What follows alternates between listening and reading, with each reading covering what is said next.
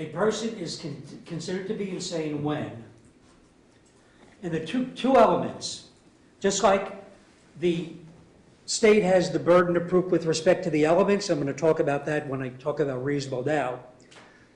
The defendant in this case is one of those cases where the defendant has a burden of proof, and it's a substantial burden. So just like with the elements of the offense that the state has to prove, there are two elements the defendant has to prove. The first element is that he had some mental infirmity, disease, or defect. That's the first element. And there's no question about that. There's something wrong with him.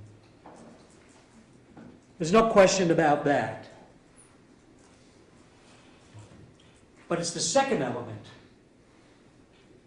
that also needs to be proved by clear and convincing evidence. And that is because of this condition, he did not know what he was doing or its consequences, or although he knew what he was doing and its consequences, he did not know that it was wrong. It's that second element that they don't even come close to proving, and certainly not through Dr. Hall, and I'll talk about why that is in a few moments. Some other things that I want to point out in this instruction.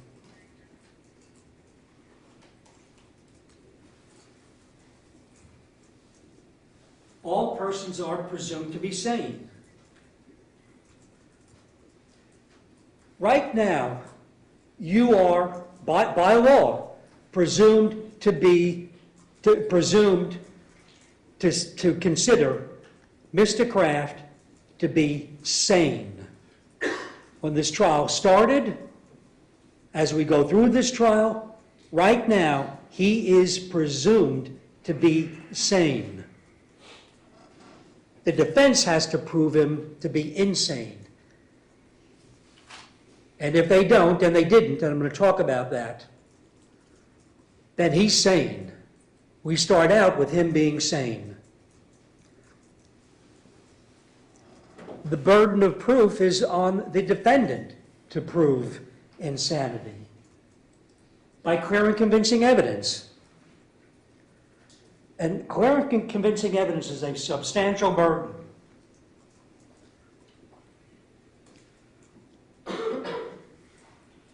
I'm reading from the instruction now, right over here. And once again, you're going to get it. I know it's blurry, but you'll be able to take this back with you. The defendant has the burden of proving the defense of insanity by clear and convincing evidence.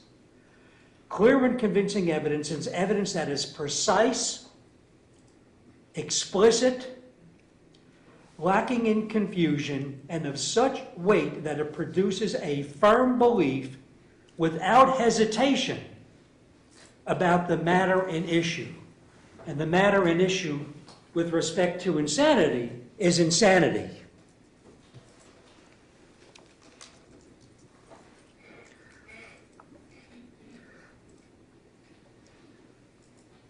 Do you remember Dr. Hall's testimony? And he's their witness. He's the witness that primarily is being relied upon to prove insanity. Dr. Hall's opinion may meet the criteria, could be meet the criteria, more likely than not. More likely than not is not clear and convincing evidence. More likely than that is just like 51, 52%, the balance. In balance, just a little bit more than the other way. But that's clearly not clear and convincing evidence. And also, Dr. Hall never expresses the ultimate opinion that the defendant is legally insane. I'm going to talk more about that because I want to talk about Dr. Hall in a few moments. You know, once again, there's no question that there's something mentally wrong with the defendant when this occurred, when he killed Jenica and Vincent. But it's so important, I can't emphasize enough to keep in mind that a mental defect alone does not mean that a person is legally insane. The defect must be the cause of the person to not know that what he or she was doing, or the nature of his acts, or the consequences of his or her acts, or if he or she does, that it was wrong, that it was unlawful. You have to have that second part.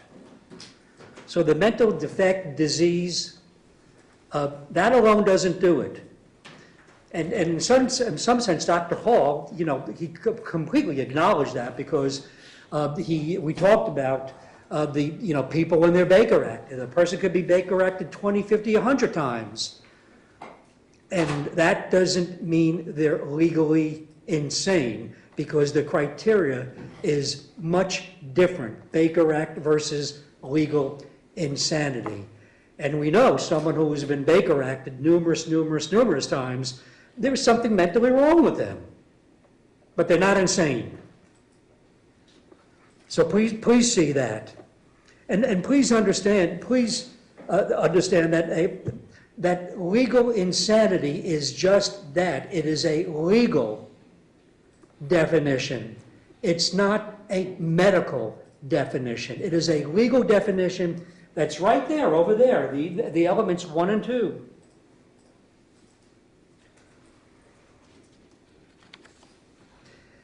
Now also, something I want to point out in this instruction, and this is very important.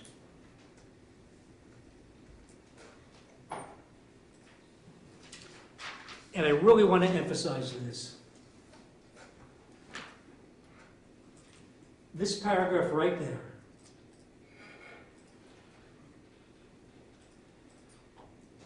Although insanity is a defense, it must be the result of mental or psychiatric conditions, and cannot. That's the part I want to emphasize. And cannot be caused by the voluntary consumption of a controlled substance. That's a very important part of this jury instruction. Because if you go back there and you deliberate and you come to the conclusion, you know something, we heard some testimony from Dr. Hall that he had a psychosis, and the psychosis, very plausible that it was a drug-induced psychosis, and that caused his insanity. Well, if you go back there and if you find that is not a defense.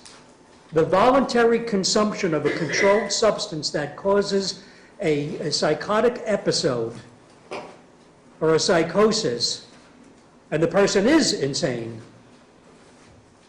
is not a defense. In other words, a person can't cause their own insanity. So please see that, please understand that is a critical part of this jury instruction. And in this case, there's absolutely no evidence that was put forward by the defense with respect to insanity that it wasn't voluntary. I mean, obviously he took it. We don't know where he got it from, but obviously, most certainly not from a doctor or anyone who can prescribe it. But is there any question that he voluntarily took it? So that's important for you to please see and please appreciate, that if you come to the conclusion that he was psychotic and it was induced by the voluntary consumption of methamphetamine, that is not a defense. You can't cause your own insanity by taking drugs.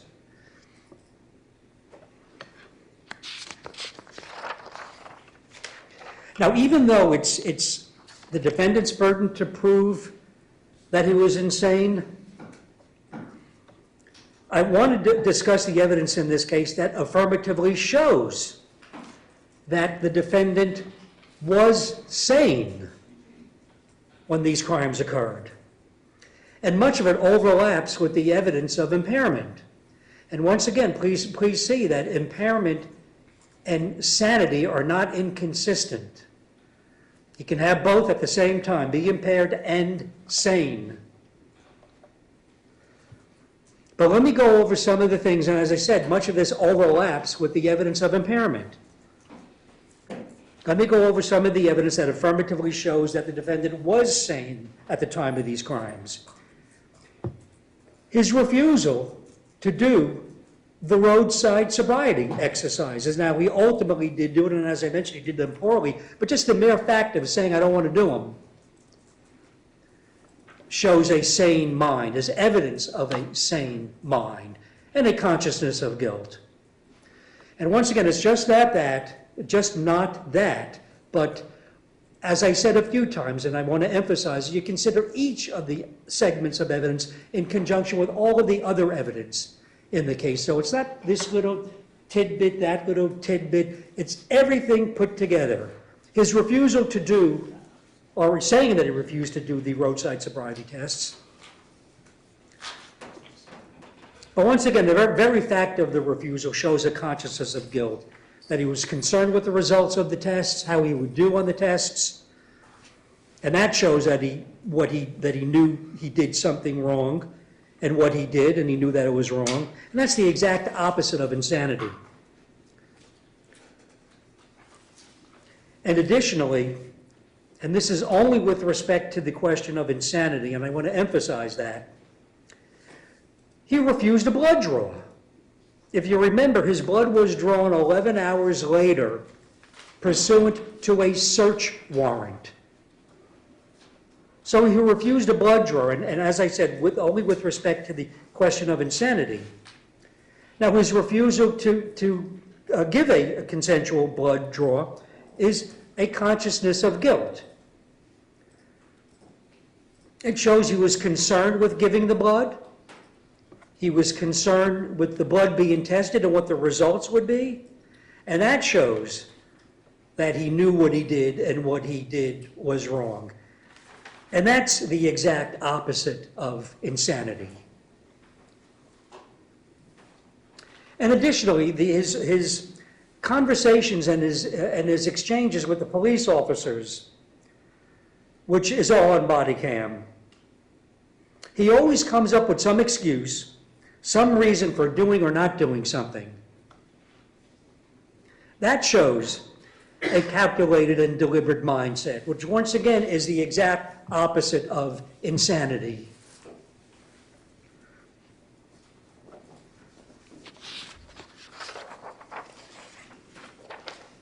And and as I said, a lot of this evidence, and now I'm talking about insanity, his claimed insanity, a lot of it overlaps with the impairment.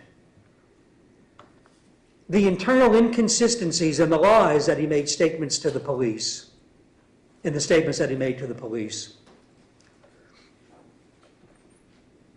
That shows, once again, a thought process, a calculated mindset, which is the opposite of insanity. And significantly, and I've mentioned this a few times, and I want to emphasize it, the very first thing he says when he's told that he's under a criminal investigation, if I'm legally incapacitated, how can I be charged with anything? You'll see and hear him, and you've already saw and hear him say that on Sean Hill's body camera video. That question shows a contriving, untruthful, calculated mindset of a person who knows what he just did, who knows that what he just did was wrong, and is trying to avoid responsibility from committing these horrific crimes, which is a consciousness of guilt, and once again, the exact opposite of insanity.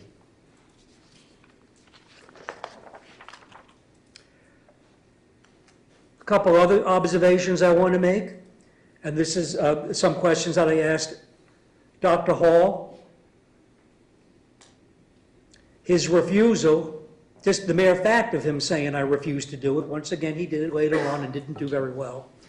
But his refusal to do roadside tests, his refusal to consent to the blood draw, once again, all with respect to insanity, his lies to the police, Dr. Hall said, well, that could be an interpretation. My question to him was, isn't that consistent with a person who knows what they just did, and that what they just did was wrong, and who knows what they did was unlawful? And he said, well, that could be one interpretation. Well, in other words, the answer is yes. And it is. Common sense tells you that it is. All of those things that he did or didn't do is consistent with the mindset of a person who knows what they did was wrong, and the consequences of what they did, which once again is the exact opposite of insanity. So what does common sense tell you about all of this, and particularly the statement, if I'm legally incapacitated, how can I be charged with anything? What does common sense tell you about all of this?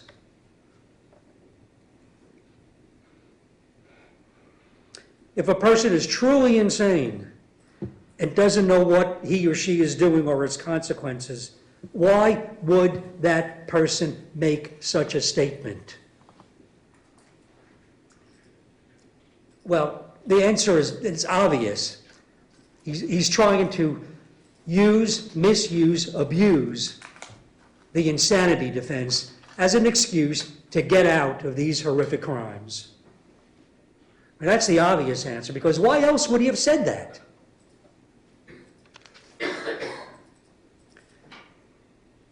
Now let me talk about the expert witnesses in this case.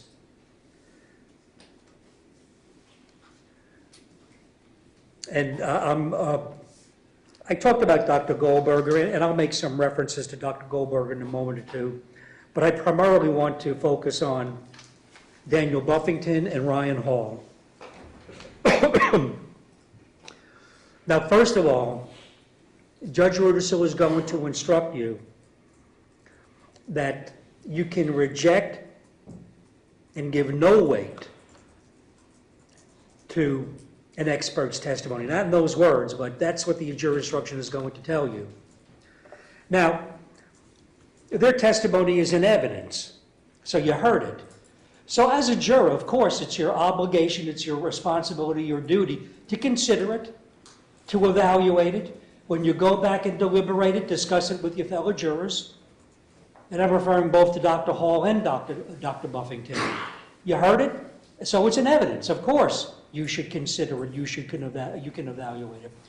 But after you do those things, after you consider it, after you evaluate it, after you consider it in conjunction with all of the other evidence in the case, after you do all of that, you can absolutely reject their testimony and give it no weight whatsoever. So please see that. Please see that and appreciate that. You can, after doing all those things, you can completely reject it. As jurors, that's your authority, that's your prerogative. Give it no weight whatsoever after you do those things.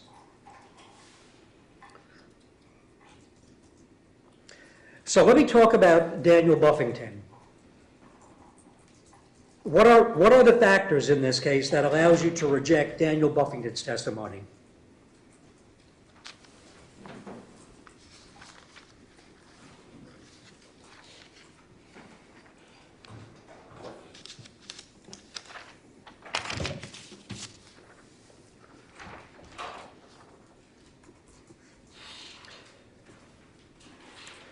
All of the evidence that contradicts, now remember, Dr. Buffington is the impairment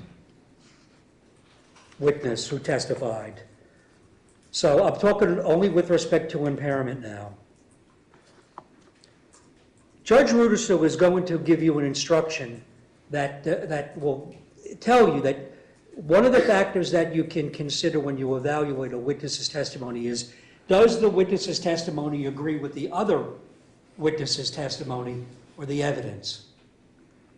So ask yourselves this question: does Dr. Buffington's testimony agree with all of the other witnesses' testimony and evidence in this case? And the answer is no, absolutely no.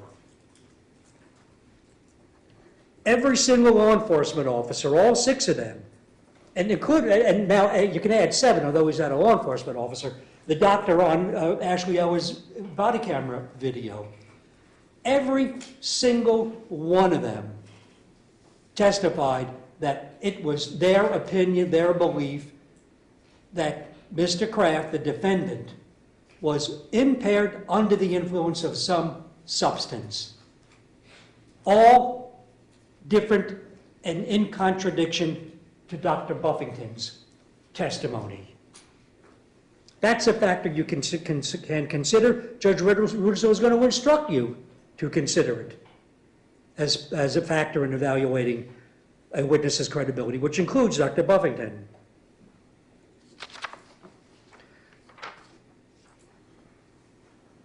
And that, as I said, includes the doctor who said you're in an altered state.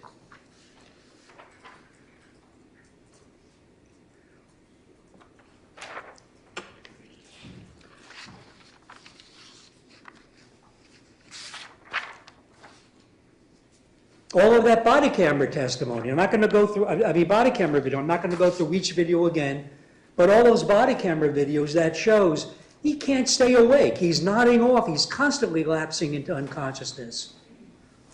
Once again, that's evidence that is different than Dr. Daniel Buffington, because that's evidence of a coming crashing down from a very high methamphetamine high. That's different than Dr. Buffington's testimony. He doesn't agree with that testimony.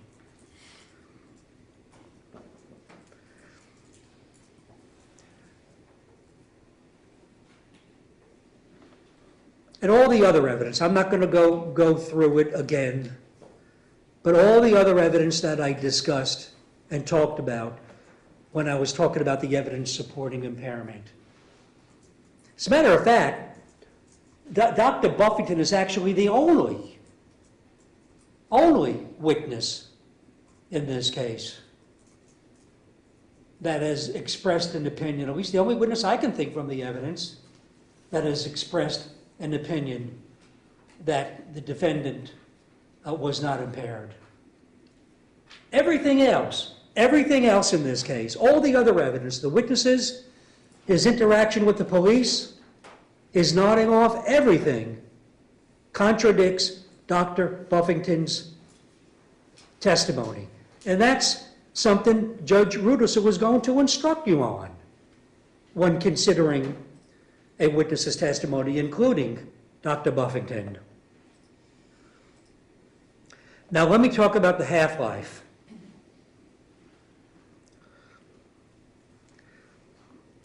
You notice, and I'm going to put something up on the overhead in a moment.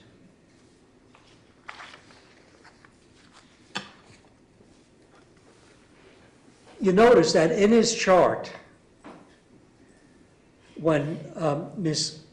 Geika was asking him questions, and the chart was put up on the overhead, in that chart, there was a page that had half-life on it. Page 5. And it talks about methamphetamine. And it has various things on it, but one of the things that it has on it, and once again, this is Dr. Buffington's chart.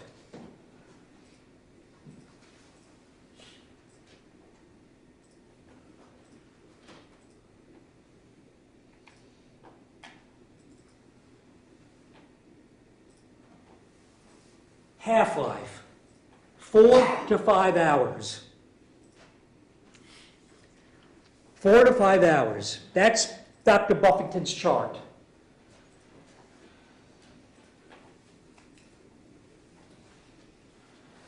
In his testimony,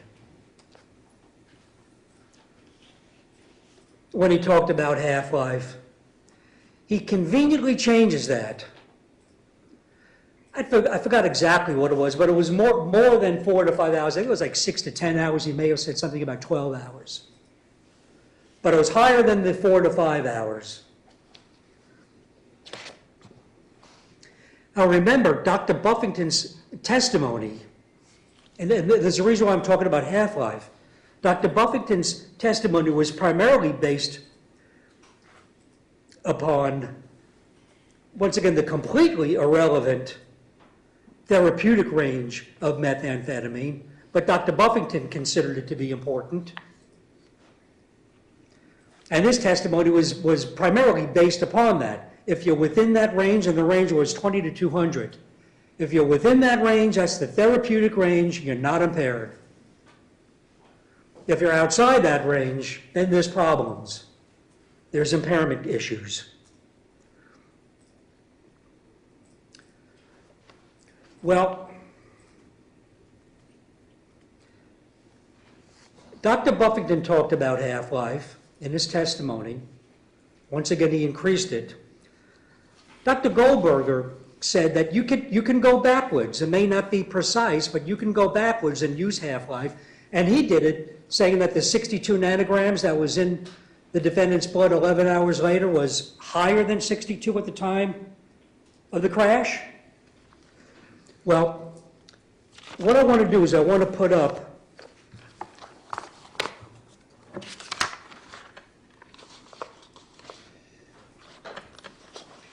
a demonstrative aid, and you know, I could stand in front of you with a poster board and draw it, but my handwriting is terrible and you'll never be able to read it.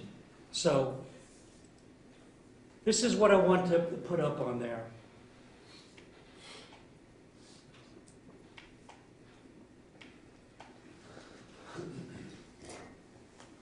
Now, Dr. Buffington, in his chart,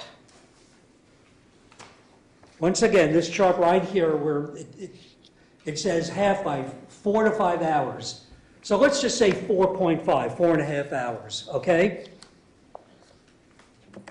And let's humor Dr. Buffington and consider the therapeutic range as something that's important. Although the testimony of Dr. Goldberger was that their therapeutic range really is irrelevant because the drugs affect... I'd like to object. Read first, please. Yeah. I'm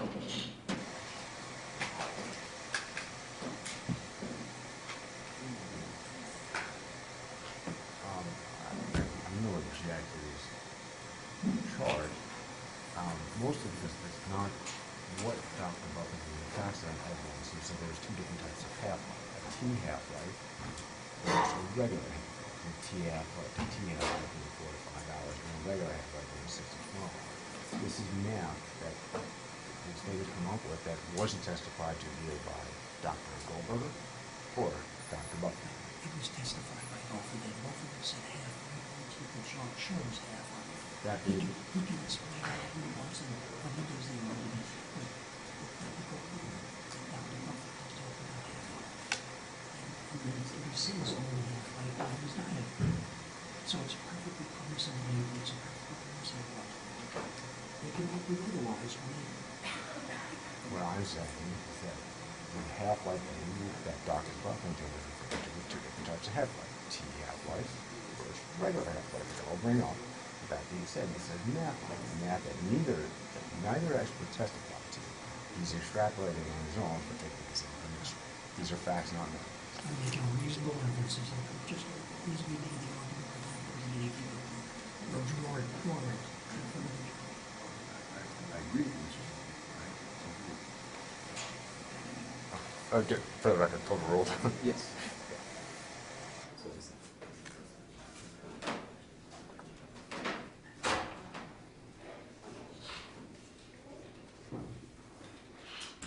So, Dr. Buffington in his chart, half-life, 4 to 5 hours. So let's go 4.5 hours, okay?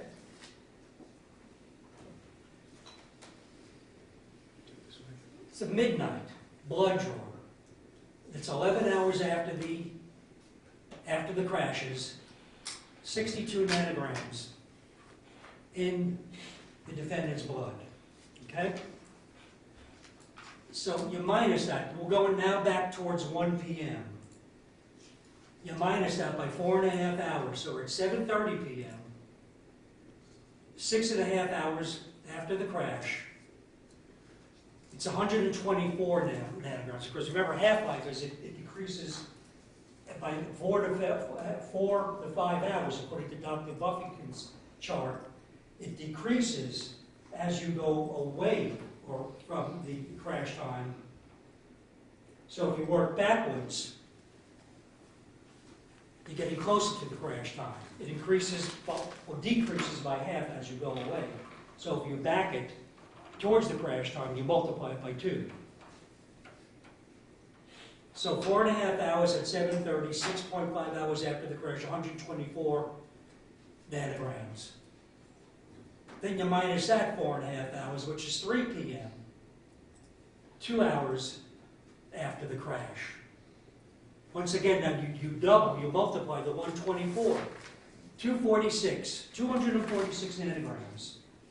Now, it's not precise, of course, but it gives you some good feel, some good sense of how it's increasing as it gets, going back from 11 p.m., how it's increasing as you go back towards 1 p.m. And once again, I want to, emphasize Dr. Goldberger's testimony where he talked about half-life. And he wouldn't and he couldn't give a precise number, but he said that based upon half-life, it would increase as you got closer to the time of the crash. So you minus another 2 hours to 1 p.m., the time of the crash.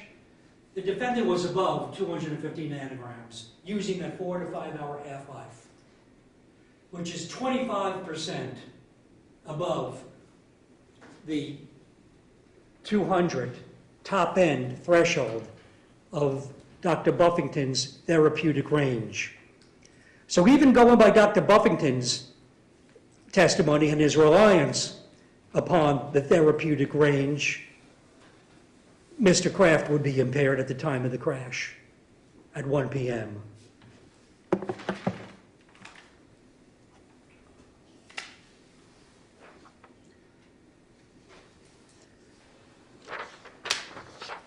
And once again, these are not precise numbers, but it gives you a very good sense, a very good feel for how much methamphetamine he had in him 11 hours before his blood was drawn.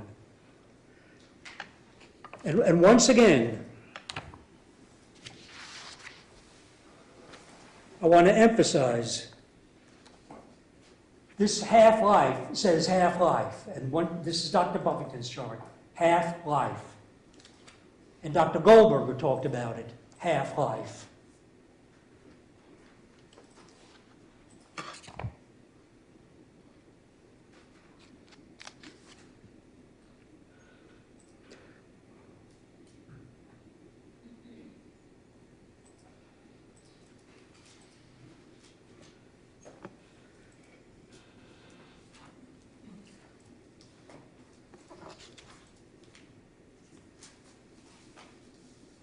And one other, observation I want to make regarding the therapeutic range.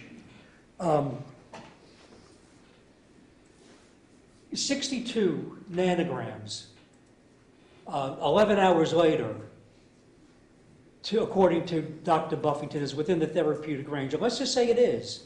And once again, I want to emphasize, Dr. Goldberger's testimony was that therapeutic range means nothing.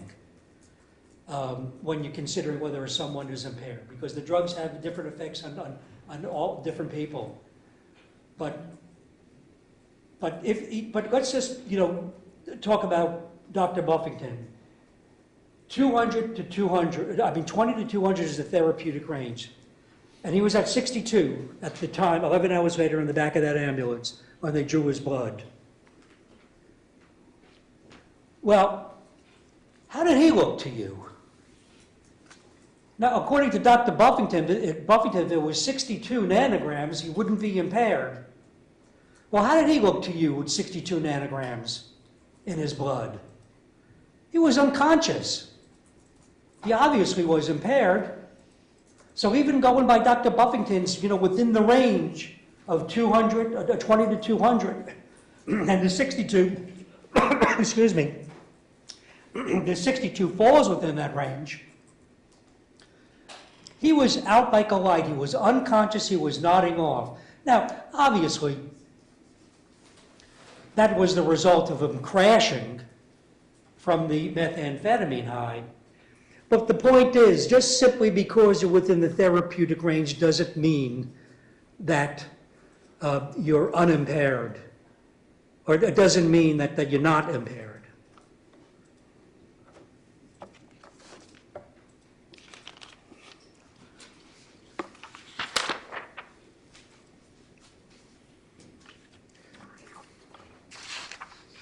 Now let me talk about Dr. Hall.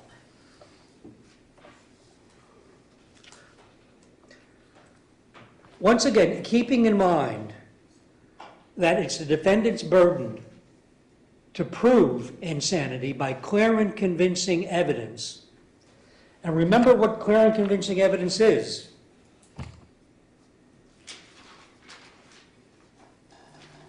Precise, explicit, lacking in confusion, of such weight that it produces a firm belief without hesitation.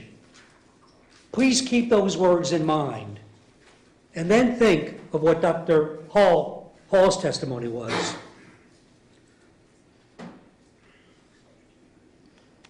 And this, what I asked him on cross-examination, he confirmed this.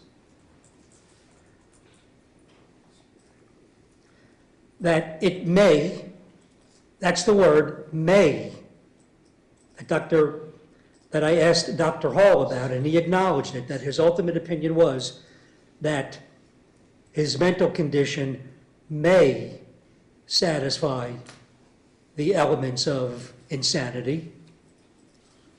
Could be. That was another two words that he used, and I asked him about, and he acknowledged that. More likely than not is something else I asked him about, and he acknowledged that. And more likely than that is not clear and convincing evidence. More likely than that is pretty much like tipping the scales.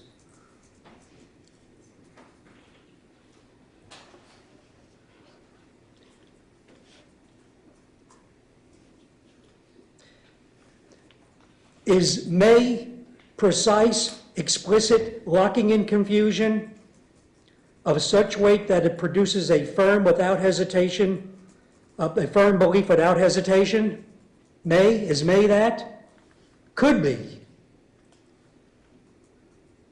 Is could be precise, explicit, lacking in confusion, of such weight that it produces a firm belief without hesitation?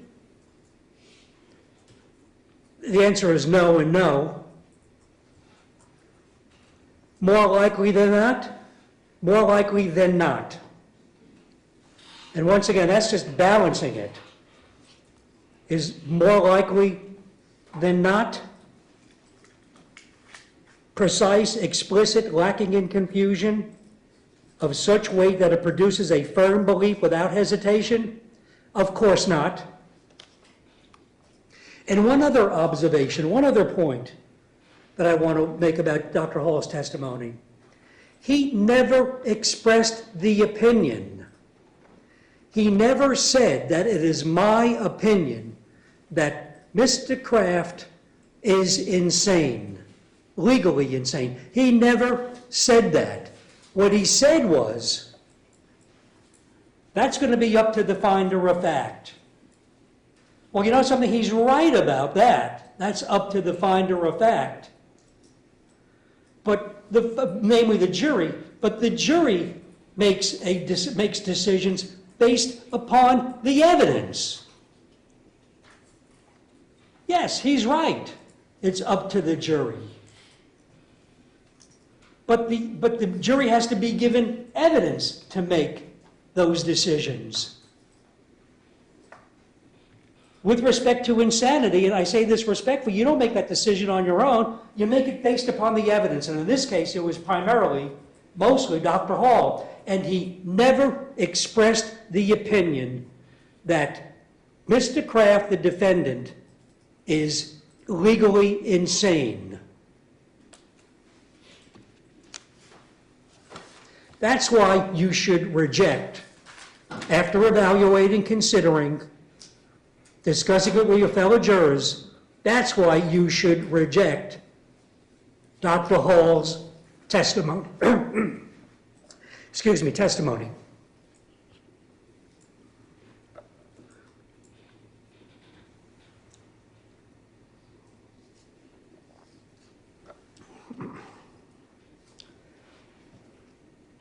Now also, let me talk about some other things about something that touches upon Dr. Hall's testimony.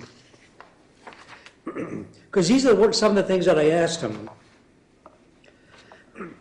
You remember Dr. Hall testified that the defendant told him about the Mexican mafia, that the Mexican mafia was out to get him, and of course that's ridiculous. But the reason why that's significant is, keep in mind now, it's a year and 2 months or 3 months after the defendant killed Jenica and Vincent, that he was evaluated. I think it was June of 2022 when this happened in March of 2021. So he had 14, 15 months to think about it. So when he's interviewed by Dr. Hall, he's talking about the Mexican mafia. Not one word about the Mexican mafia to the police. Nothing. That tells you that he's making it up. He had 14, 15 months to think about it. I'm going to come up with something really good. But if he truly believed that the Mexican mafia was chasing him, don't you think he would have babbled or said something to the police about that? On March 29th of 2021? Not one word to them about it.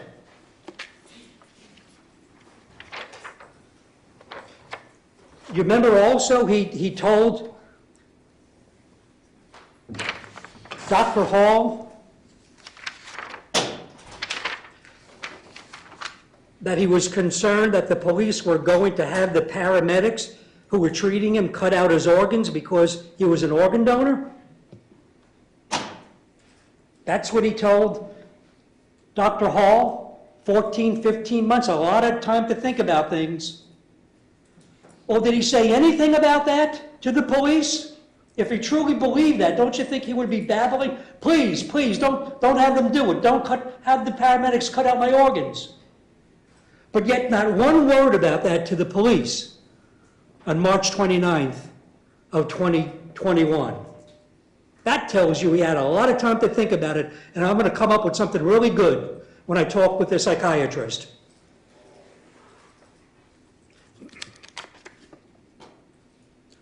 Also, you remember he told Dr. Hall that he was concerned that the Mexican mafia were going to cut his head off with a small knife so it would be painful, and that his head would be alive and feel the pain for 15 minutes or 14 minutes? Once again, if that's what he truly believed back on March 29th of 2021, don't you think he would have said something to the police? Don't let them do it to me. They're out to get me. They want to cut my head off. But yet not one word about that to the police on March 29th of 2021.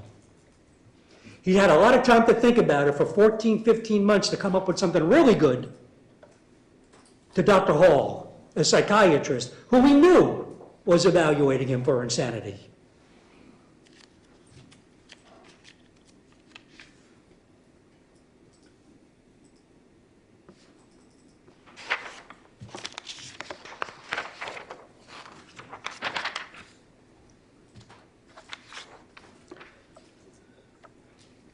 Now let me talk about the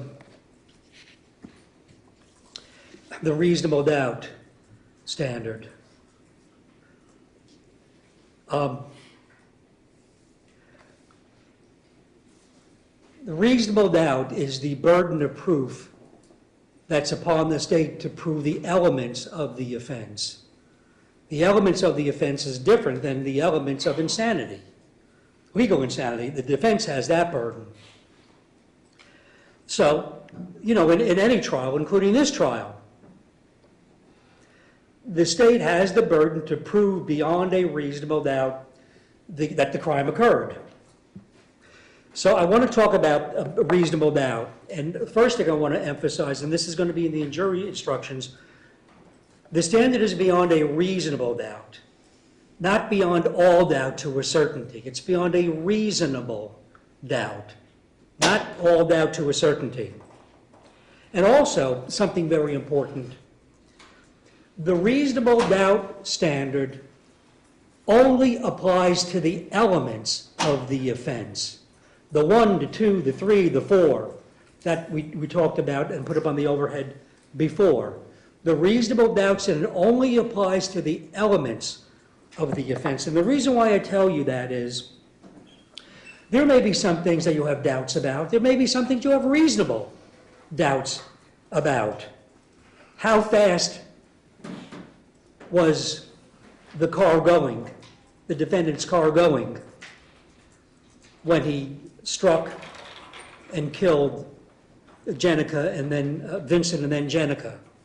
Well, we don't know how fast he was going. I mean, there was evidence that I think one of the witnesses said he may be going 60 miles an hour. Another said that he was going over 45. We don't know how fast he was going. You certainly have reasonable doubts about that. How fast was he going when he struck and killed Vincent? It was fast enough to kill him. And the same thing with Jenica, fast enough to kill her, but we don't know how fast he was going. We certainly have a reasonable doubt about that. How far was Jenica ejected or thrown into the air and to the point where she landed? How many feet was it? It was a substantial distance, but we don't know how far it was. 20, 30 feet? 25, 40 feet? We don't know. You certainly have doubts. You certainly have reasonable doubts about that. But those things are not elements of the offense. And the reasonable doubt standard only applies to the elements of the offense. The 1, the 2, the 3, the 4. And with respect to those, there are no reasonable doubts. None whatsoever.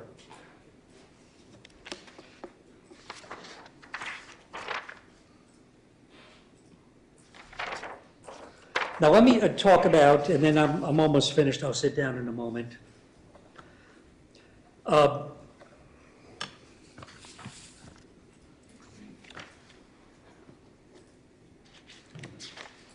What are called lesser, excuse me, what are called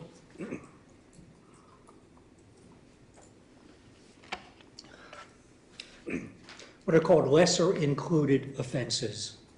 And let me tell you what I mean by that. You'll see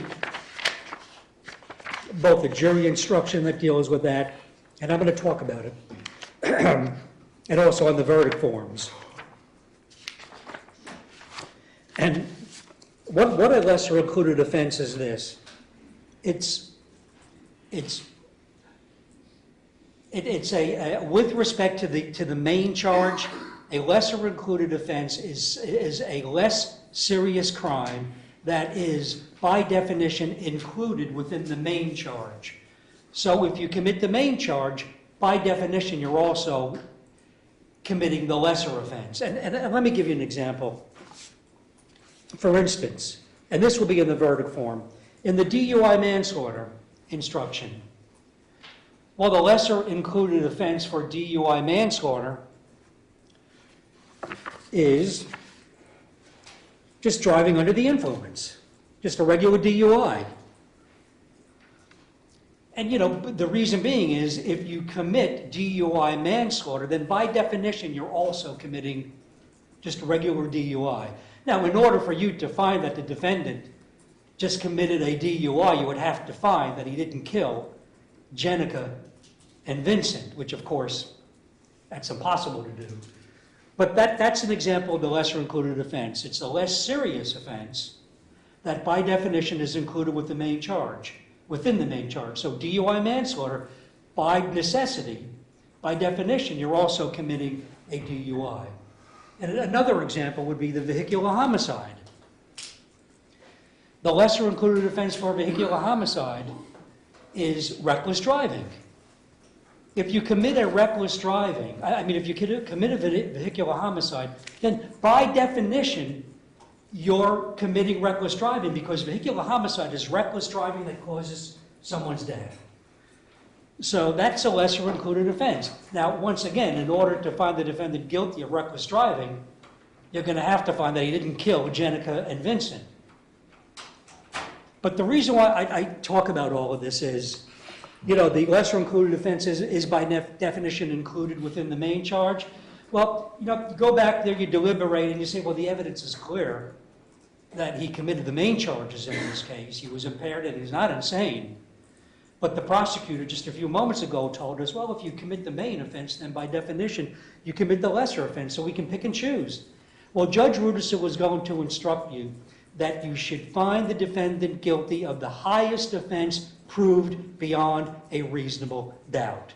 And that's the reason why I'm talking about lesser included offenses. And that's reflected on the verdict form. You'll see when you get the verdict form, I'm not going to put it up there on the overhead now, but when you get the verdict forms, you'll see that there'll be choices with respect to the DUI manslaughter. It would be DUI manslaughter, just regular DUI, then not guilty by reason of insanity, not guilty. The same thing with the vehicular homicide. It would be a vehicular homicide, reckless driving, not guilty by reason of insanity, not guilty. So you'll get those choices, and there is no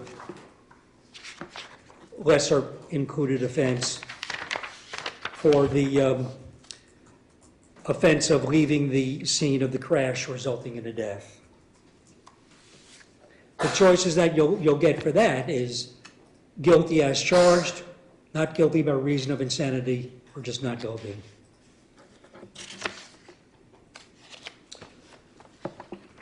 Okay, so want to emphasize again two things. First is you consider each item of evidence in conjunction with all of the other evidence, not little bits and pieces here and there. Everything put together. Please appreciate that. And the other thing is just use your common sense. Once again, I'm going to finish my closing argument the way I began my closing argument and the way that I ended my opening statement. Common sense. What does common sense tell you about this case? Just common sense. If you do that and you consider and evaluate all the evidence, then respectfully you'll come to a just, a true, and honest verdict. Thank you. Thank you. Thank you, Judge.